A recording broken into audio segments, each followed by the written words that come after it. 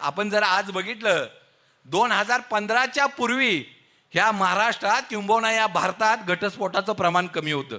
अलीकडे का वाढलं हो घटस्फोटाचं प्रमाण?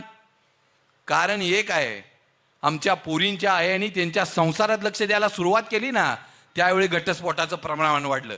काय गरज आहे हो, एकदा दिले ना त्याला सांगा ना, तिथं पण एक आई आहे. जसं माझ्याशी वागली ना तसं तिथंही वागता आलं पाहिजे तुला. आई ओरडली तरी कधी आम्ही घर सोडलंय का? मग सासू ओरडल्यानंतर कशी बॅग भरून लगेच आम्ही माहेरी निघून जातो?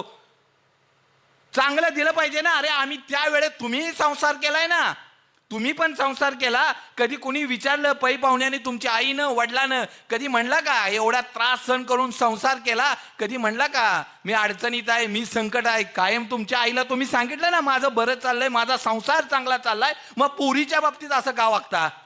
स्वातंत्र्यामध्ये काय? अरे दिलंय ना एकदा, सुखात राहील पोरगी. त्याच वेळेस तुम्हाला काय वाटतं पोरगी 2 दिवसासाठी येईल? नाही, 2 दिवसासाठी आल्यानंतर देखील बापाला दुःख होतं. पोरगी घरात बघून बापाला आनंद त्यावेळेस होतो. माझी पोरगी सासरमध्ये संकट आली, अडचणी आली तरी त्याच्याशी 2 हात करते ना, त्यावेळेस बापाला अभिमान वाटतो. लक्षात घ्या.